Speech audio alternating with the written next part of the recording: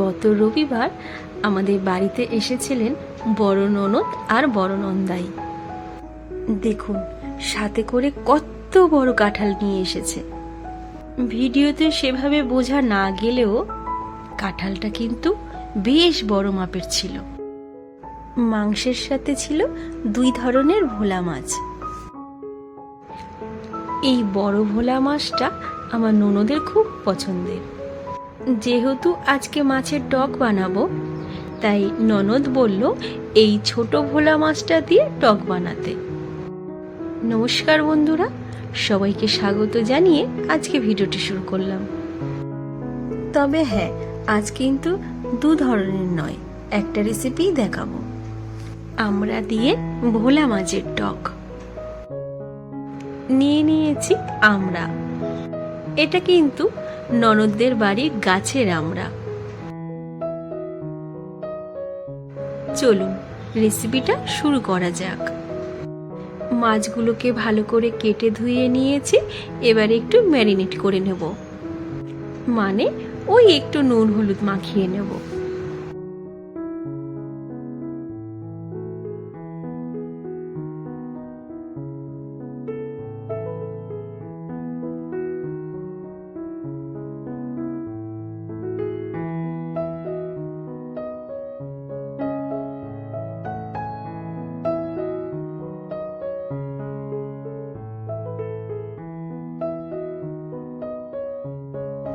এরপর গ্যাসে একটা প্যান বসিয়ে দিয়েছি আর তাতে দিয়ে দিয়েছি সর্ষের তেল।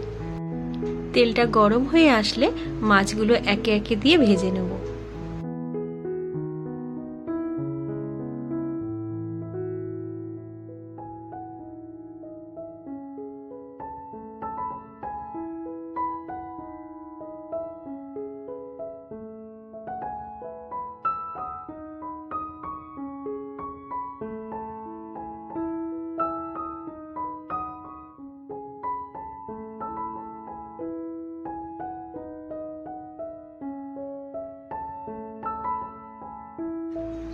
দু পিঠ ভালো করে ভাজা হয়ে গেছে, এবারে তুলে নেব।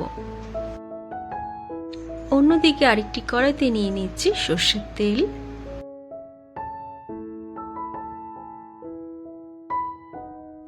ফোড়নে দিয়ে দিচ্ছি একটু কালো জিরে, দিয়ে দিচ্ছি কয়েকটা চেরা করা কাঁচা লঙ্কা।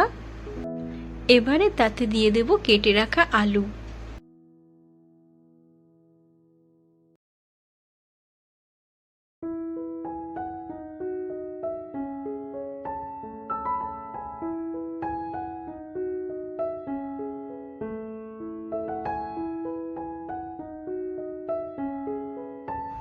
স্বাদ মতো নুন দিয়ে দিলাম আর দিয়ে দেব পরিমাণ মতো হলুদ গুঁড়ো।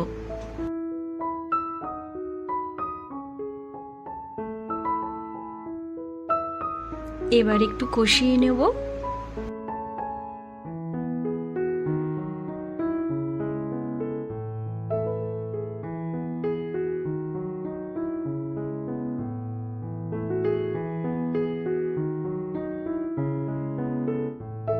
দেখুন এরই মধ্যে কতটা আলু সেদ্ধ হয়ে গেছে। এবারে পরিমাণ মতো গরম জল অ্যাড করে দেব।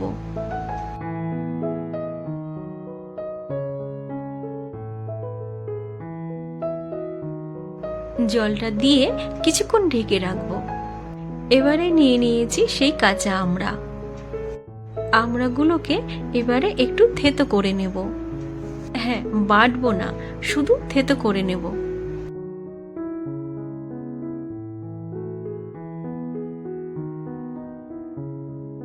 আর হ্যাঁ, আমি এখানে ভোলা মাছ দিয়ে দেখালেও আপনারা কিন্তু যে কোনো মাছ দিয়ে এই রেসিপিটা বানাতে পারেন। আমার ননদ যেহেতু নোনা মাছ পছন্দ করে, তাই আমি ভোলা মাছ দিয়ে বানাচ্ছি। রুই কাতলা তেলাপিয়া মাছ দিয়েও কিন্তু এটা ভালোই জমবে। প্রথমে আমি 3টেই আমরা নিয়েছিলাম, পরে কিন্তু একটা রেখে দিয়েছি, কারণ আমড়াটা খুবই টক ছিল।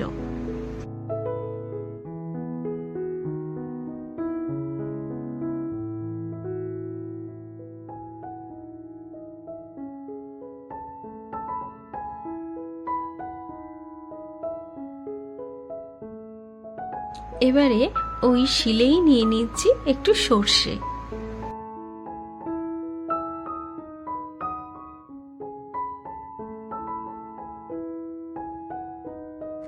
আর একটা লঙ্কা। এবারে এটাকে বেটে নেব।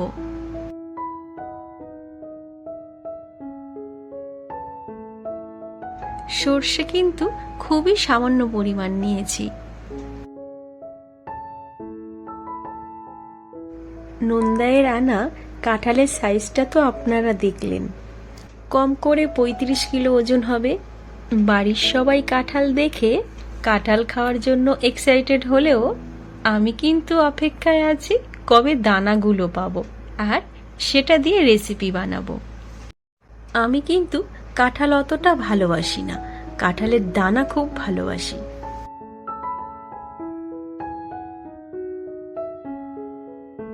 সর্ষে বাটাটা কমপ্লিট। এদিকে ঝোলটাও অনেকটা হয়ে এসেছে।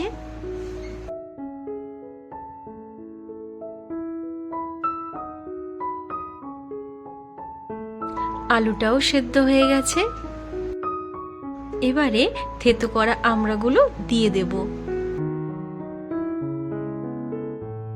আমড়াটা কিন্তু ভুল করেও আলু সেদ্ধ হওয়ার আগে দেবেন না, আর যদি আমড়াটা আগে দিয়ে দেন তাহলে কিন্তু আলুটা সেদ্ধ হতে চাইবে না।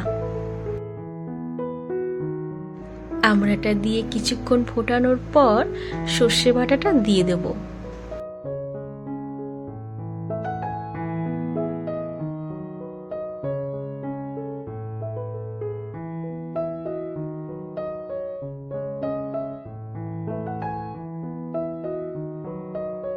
ব্যাস, এবারে ভেজে রাখা মাছগুলো দিয়ে দেব।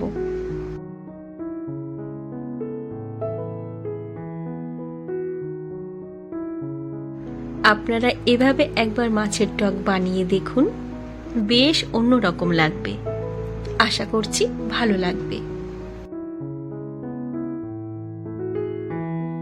সবশেষে টকটাকে একটু ব্যালেন্স করার জন্য দিয়ে দিচ্ছি সামান্য একটু চিনি। তো বন্ধুরা, আজকের আমার এই রেসিপি কেমন লাগলো কমেন্ট করে অবশ্যই জানাবেন। আর যদি ভালো লাগে একটা লাইক দিয়ে দেবেন, শেয়ারও করে দেবেন। আর চ্যানেলে নতুন এসে থাকলে চ্যানেলটিকে সাবস্ক্রাইব করে পাশে থেকে যাবেন। আজ তাহলে আসি, সবাই ভালো থাকবেন। ধন্যবাদ।